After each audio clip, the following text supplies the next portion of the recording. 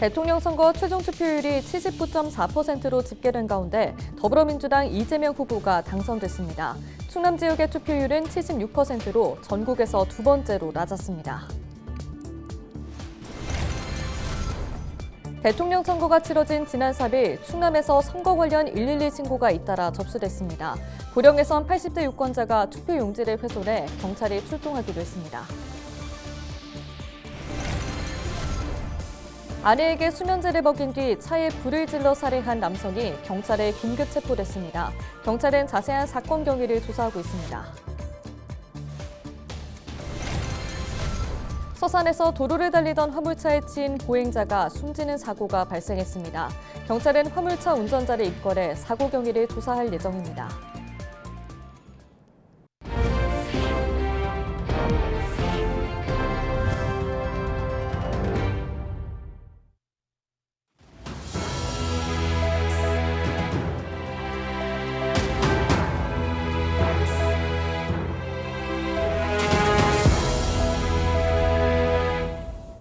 시청자 여러분 안녕하십니까? 헬로티비 뉴스입니다. 더불어민주당 이재명 후보가 당선되면서 제21대 대통령 선거가 끝났습니다. 이번 대선은 그 어느 때보다 국민들의 관심이 컸던 선거였는데요. 자세한 소식 취재기자 연결해 알아보겠습니다. 정호석 기자, 먼저 투표율 관련 소식부터 전해주시죠. 네, 이번 제21대 대통령 선거의 전국 투표율은 79.4%로 집계됐습니다. 이는 지난 20대 대선 최종 투표율보다 2.3%포인트 높은 수치입니다. 또 지난 1997년 80.7%를 기록한 15대 대선 이후 28년 만에 최고치를 기록했습니다. 지역별로는 광주가 83.9%로 가장 높았고 제주가 74.6%로 가장 낮은 것으로 집계됐습니다. 충청권의 투표율을 살펴보면 세종이 82.9%로 가장 높았고 대전과 충북이 뒤를 이었습니다. 충남 지역의 최종 투표율은 76%로 제주에 이어 두 번째로 낮은 투표율을 기록했습니다. 충남 15개 시군 중 금산이 투표율 82.1%로 가장 높았던 반면 당진은 74.9%로 제일 낮았습니다. 네, 후보별 득표율도 궁금한데요. 내용 전해주시죠. 네, 더불어민주당 이재명 후보는 득표율 49.42%를 기록했는데요. 41.15%를 득표한 국민의힘 김문수 후보를 8.27%포인트 차로 여유 있게 따돌리고 당선됐습니다. 이 후보의 득표율이 지난 2002년 노무현 전 대통령의 48.91%를 넘어서면서 민주당 계열 출신 대통령 가운데 가장 높은 득표율을 보였습니다. 또 이 후보의 득표수는 약 1,700만 표로 역대 대통령 당선인 중 가장 높은 득표수를 기록했습니다. 부울경 지역의 합산 결과도 눈에 띕니다. 이 후보는 부울경 지역에서 40.18%를 득표했는데 민주당 후보로는 처음으로 40% 이상의 득표율을 기록했기 때문입니다. 캐스팅 보트로 불리는 충남 지역에서도 이 후보는 47.68%로 김 후보를 4.42%포인트 차로 앞섰습니다. 지역별로 살펴보면 이 후보는 청양과 태안, 홍성과 예산 등 충남 15개 시군 중 9개 시군에서 김 후보에게 밀렸습니다. 하지만 인구가 밀집된 천안과 아산, 당진과 서산 등 서북부 벨트에서 우위를 보였습니다. 뜨거운 열기 속 대통령 선거가 마무리된 가운데 주민들의 시선은 공약 이행으로 향하고 있습니다. 헬로티비 뉴스 정호석입니다. 네, 소식 여기까지 듣겠습니다. 지금까지 보도국 정호석 기자였습니다. 다음 소식입니다. 제21대 대통령 선거가 치러진 지난 3일 충남에서 투표용지 훼손 등 선거 관련 112 신고가 잇따라 접수됐습니다. 지난 3일 오전 5시부터 오후 5시까지 접수된 충남 지역 선거 관련 112 신고는 18건으로 집계됐습니다. 먼저 보령에선 80대 유권자가 투표용지를 찢었다는 신고가 접수돼 경찰이 출동했습니다. 금산의 한 투표소에선 대리투표 의심 신고가 접수됐으며 경찰 조사 결과 해당 유권자가 술을 마신 상태에서 사전 투표한 사실을 잊고 투표소를 찾은 것으로 확인됐습니다. 이 밖에 선거벽보를 훼손하거나 투표소에서 소란을 피운 사건이 있었지만 큰 피해가 발생하지는 않은 것으로 전해졌습니다. 아내에게 수면제를 먹인 뒤 차에 불을 질러 살해한 남성이 경찰에 검거됐습니다. 홍성경찰서는 살인 혐의로 60대 A씨를 긴급 체포했다고 밝혔습니다.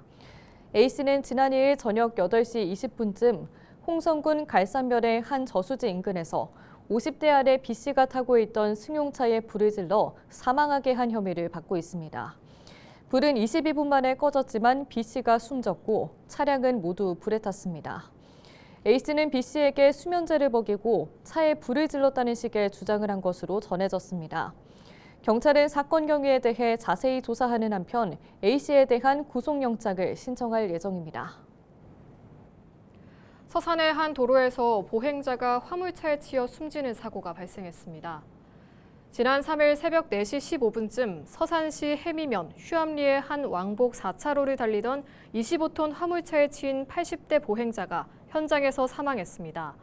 사고가 난 지점은 횡단보도가 없는 차도로 음주나 약물운전은 아니었던 것으로 나타났습니다.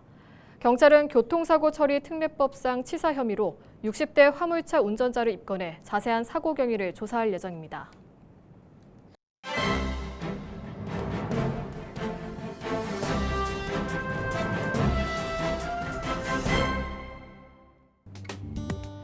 굿모닝 충청 기사입니다. 김태흠 충남지사는 지난 3일 아직 대선 결과와 무관하게 국민의힘은 재창당 수준으로 환골탈퇴해야 한다고 말했습니다. 김 지사는 이날 오전 고향인 보령시 웅천초등학교에 마련된 웅천읍 제2투표소를 찾아 투표를 마친 뒤 기자들과 만나 이같이 강조했습니다.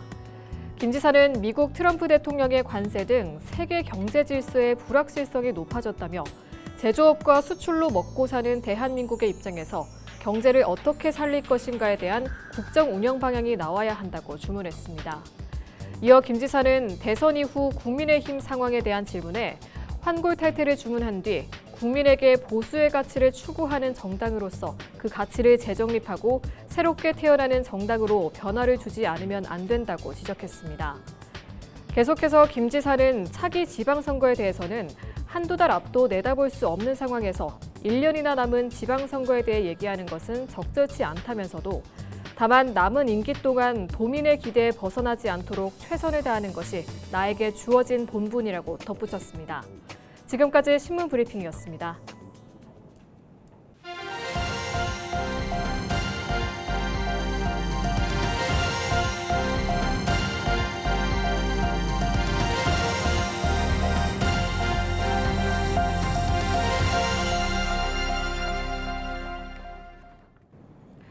이일 오후 2시 30분쯤 태안화력발전소에서 50대 근로자 김모 씨가 기계에 끼어 숨지는 사고가 났습니다. 김 씨는 정비동 기계공작실 1층에서 점검 작업을 하던 중 멈춰있던 기계가 작동해 사고를 당한 것으로 알려졌습니다. 김 씨는 하청업체 소속으로 사고 당시 현장에서 혼자 일하고 있던 것으로 전해졌습니다. 경찰과 노동당국은 한국서부발전과 하청업체 관계자 등을 대상으로 정확한 사고 원인을 조사하고 중대재해처벌법 위반 여부 등을 검토하고 있습니다. 한편 태안화력발전소는 지난 2018년 12월 비정규직 하청 노동자였던 24살 김용균 씨가 홀로 야간 작업을 하다가 사망한 곳입니다.